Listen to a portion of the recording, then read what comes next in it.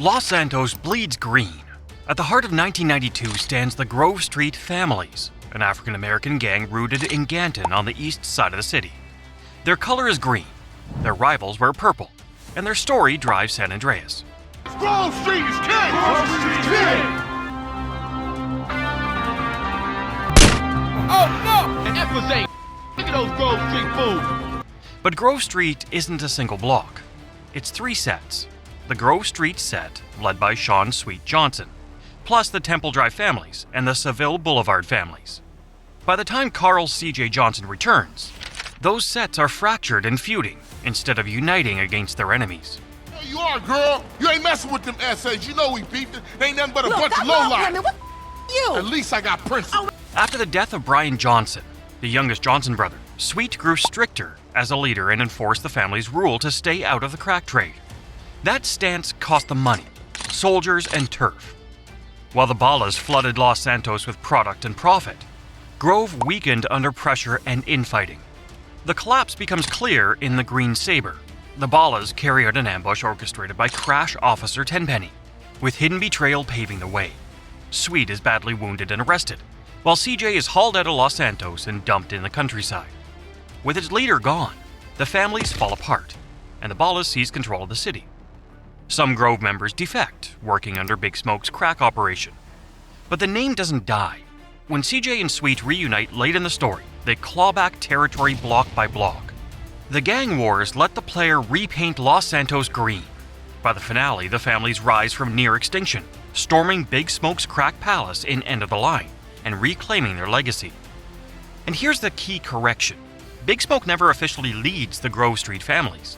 He betrays them, building his own network with the Ballas, Vagos, Rifa, and Russians. Sweet remains the true leader, even from behind bars, and takes the gang back once he's freed. The families stand as San Andreas' moral paradox. Too principled to sell crack, too divided to hold the streets, until the Johnson brothers put the family back together. If the families wear green, their enemies bleed purple. The Ballas are the most powerful African-American street gang in Los Santos during 1992, and the Grove Street family's oldest rivals. Their sets, the Front Yard Ballas, Kilo Tre Ballas, Roland Heights Ballas, and Temple Drive Ballas paint entire blocks in purple. Unlike the fractured Grove, there's no sign of Ballas infighting. Their rise comes from one decision. They embrace crack cocaine. While Sweet bans drugs in the Grove, the Ballas dive headfirst into the trade. The money buys guns, soldiers, and influence. It also makes them the perfect partners for Crash Officer Frank Tenpenny and his chosen insider, Big Smoke. The feud between Ballas and families explodes immediately in the story. In the opening cutscene, Ballas ambush Sweet in a drive-by, but instead of killing him, their bullets kill Beverly Johnson, the mother of Sweet and CJ. The war becomes personal. At Beverly's funeral, the Ballas attack again, but CJ and his allies fight them off. CJ and Sweet strike back in missions like Cleaning the Hood, Drive-By, and Doberman. They hit a Ballas-controlled crack den, carry out a 4-man drive-by on rival sets, and reclaim Glen Park through gang warfare. But the Ballas remain stronger. In the Green Sabre, the Ballas carry out the ambush arranged by Tenpenny, with Smoke's betrayal ensuring Sweet walks into the trap. Sweet is arrested, CJ is exiled, and Grove Street collapses while the Ballas tighten their grip on Los Santos. Their power stretches beyond street corners. In gray imports, they negotiate with the Russian Mafia for weapons, a deal CJ disrupts under Tenpenny's orders. Their hierarchy is shadowy, but one of the few named OGs, Kane of the Front Yard Ballas, is assassinated by CJ in Los Sepulcros, crippling part of their leadership. By the endgame, their soldiers guard Big Smoke's crack palace, standing shoulder to shoulder with Vagos, Rifa, and Russian mobsters. The Ballas remain the dominant street gang until the riots give CJ and Sweet their chance to fight back. Through the gang wars system, Grove Street retakes purple turf block by block, burning out the Ballas empire and restoring balance to Los Santos. The Ballas represent everything the Grove refused to become: rich, feared, and united by drugs. Their story isn't just about power, it's about corruption. They prove that in San Andreas, the fastest way to the top is also the dirtiest. In Los Santos, yellow means danger. The Los Santos Vagos are a Hispanic street gang rooted in East Los Santos and Las Colinas, notorious for drug dealing, violence, and bitter rivalries. Their color is yellow, and unlike the Ballas or Grove, they don't have formally named subsets in 1992. Their leadership is never revealed, but their presence is felt across the city. The feud between Vagos and the Grove Street families is established early. After CJ returns home, Sweet warns that the Ballas and Vagos have taken advantage of Grove's infighting to seize turf. That rivalry soon surfaces in OG Lock, where CJ and OG Lock kill a Vagos gangster named Freddy, a personal beef for Lock disguised as gang business. The Vagos' deeper role comes through Crash Officer Tenpenny's manipulations. In Wrong Side of the Tracks, Tenpenny sends CJ and Big Smoke to eliminate a Vagos, San Fierro Rifa meeting on a train, preventing a new drug connection. In Burning Desire, CJ torches a Vagos gang house and kills their crack dealer, a move encouraged by Crash that only fuels the gang conflict. The Vagos are also tied to the infamous train heist in Catalyst. Tenpenny leaks the location of a weapons shipment to multiple gangs. The Vagos show up alongside the Ballas, only for CJ and Ryder to take the guns. By the endgame, their allegiance becomes clear. In End of the Line, Vagos soldiers are found guarding Big Smoke's crack palace alongside the Ballas, Rifa, and Russians, confirming their integration into Smoke's network. Their role is less about leadership and more about providing muscle and distribution in the Hispanic neighborhoods of Los Santos.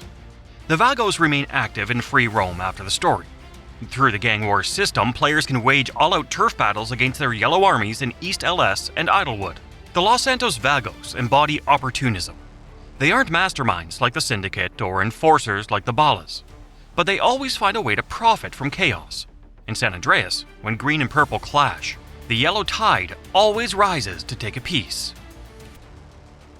In Los Santos, the Varrios Los Aztecas stand apart. Based in El Corona, their members wear light blue and carry themselves with a fierce sense of pride and honor. Unlike the Ballas or Vagos, the Aztecas despise crack cocaine, refusing to deal it even as the rest of the city drowns in smoke. Their leader is Cesar Villalpando, a man defined as much by loyalty as by ambition.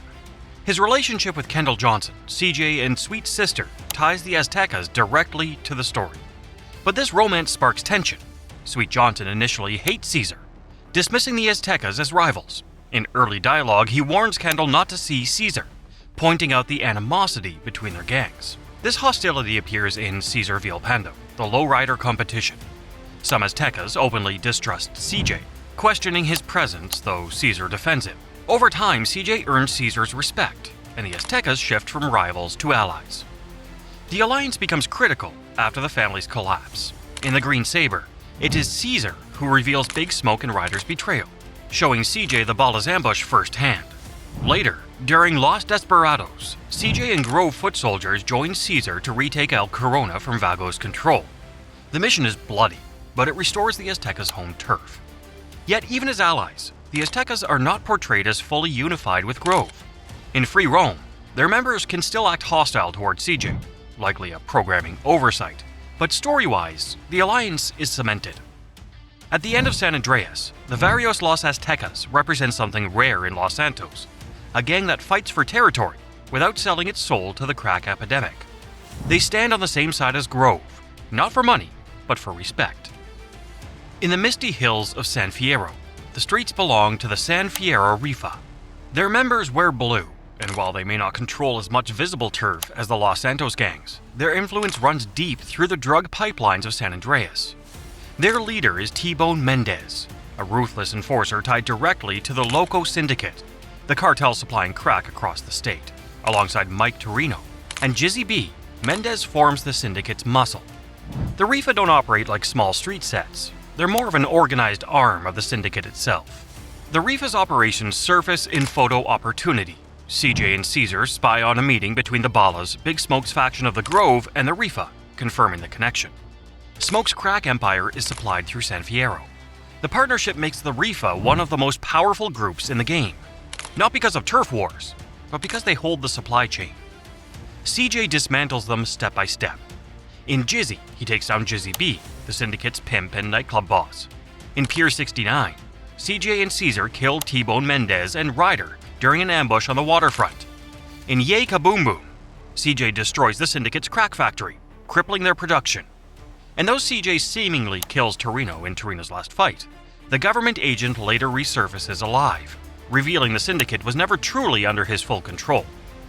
Even so, the Rifa's presence doesn't vanish.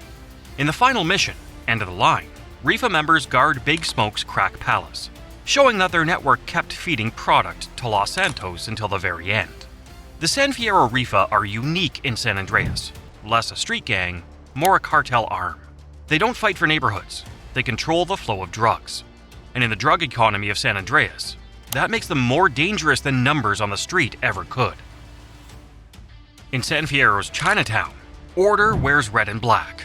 The Mountain Cloud Boys, better known simply as the Triads, are a Chinese criminal organization led by the blind but razor-sharp Woozy Moo.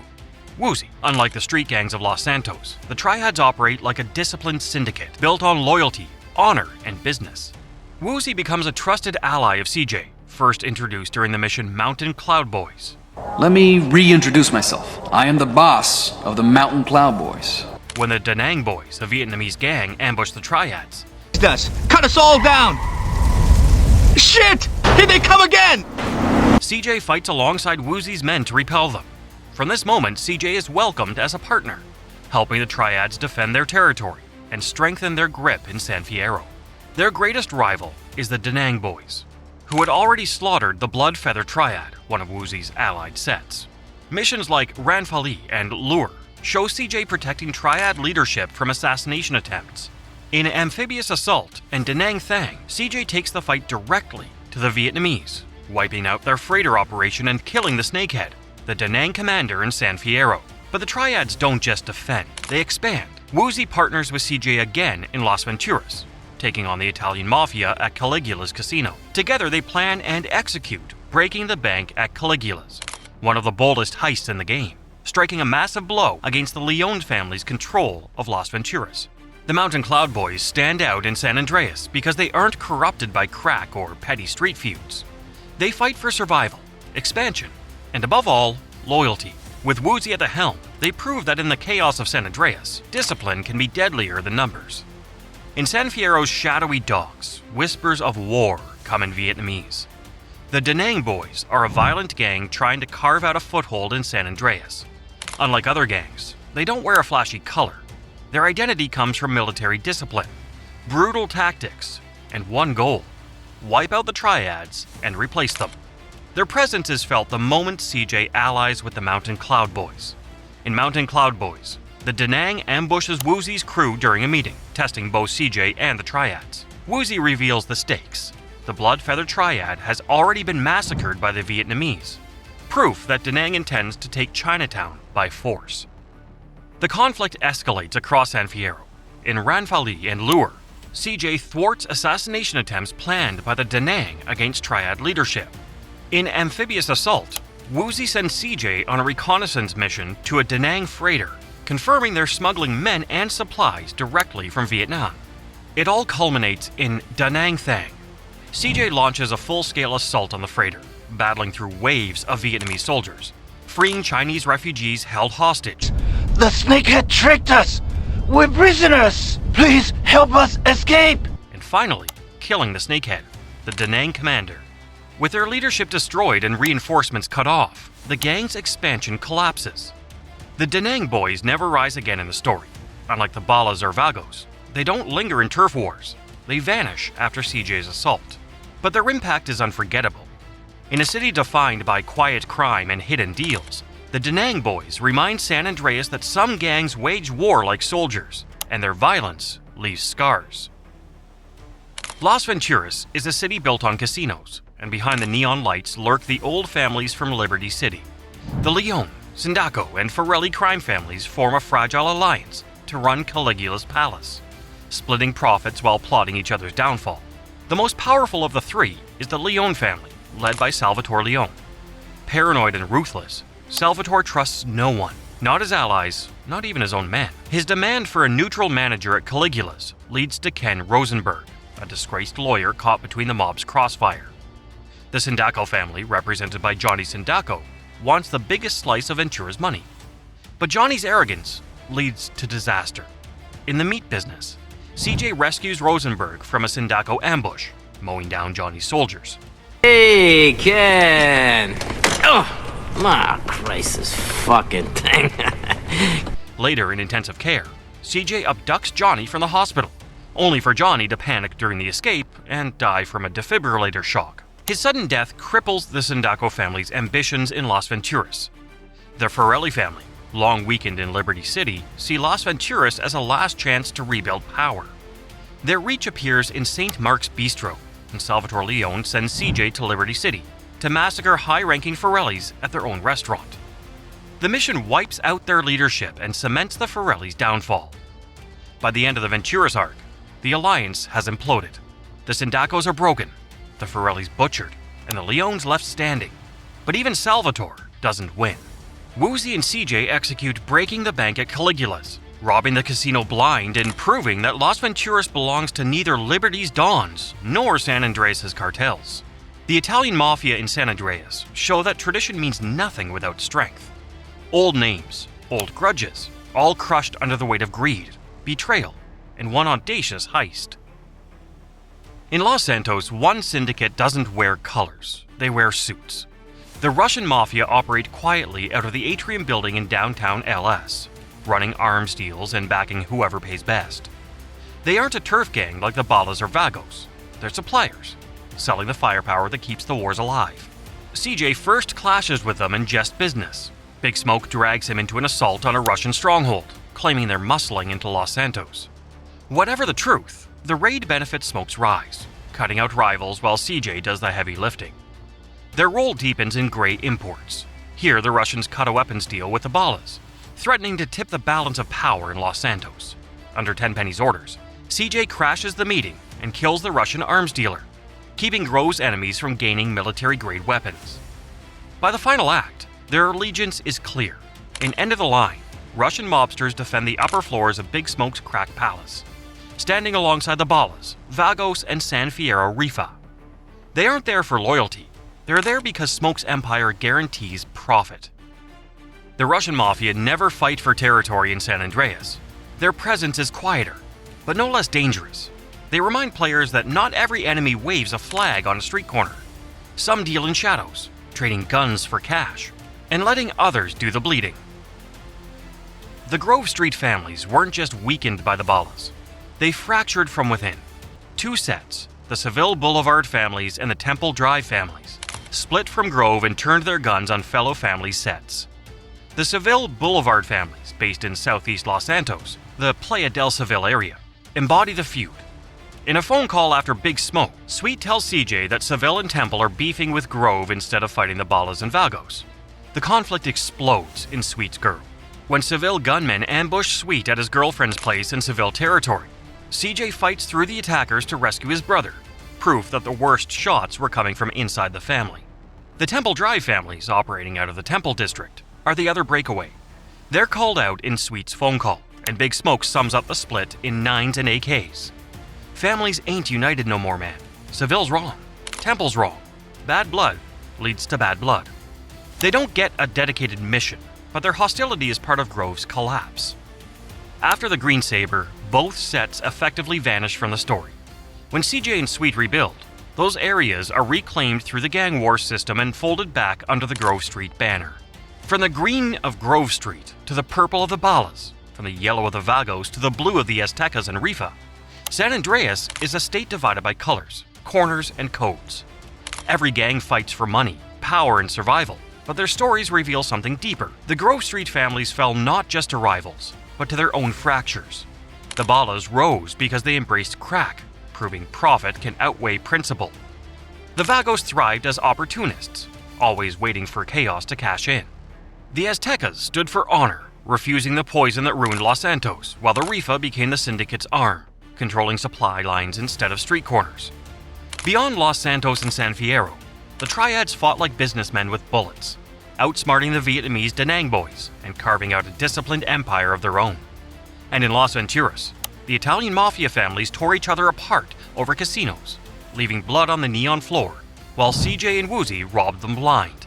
Even the shadows had players. The Russian Mafia didn't need turf. They supplied the guns and kept the streets bleeding. The Seville Boulevard and Temple Drive families showed that sometimes betrayal comes wearing your own colors. By the end of 1992, only one truth remains. Every gang in San Andreas, Ballas, Vagos, Rifa, Mafia, Russians, Triads, burned bright and then fell. And standing above the ashes, Grove Street rose again. CJ and Sweet rebuilt the family, block by block, proving that in San Andreas, loyalty can outlast betrayal and respect can outlive fear.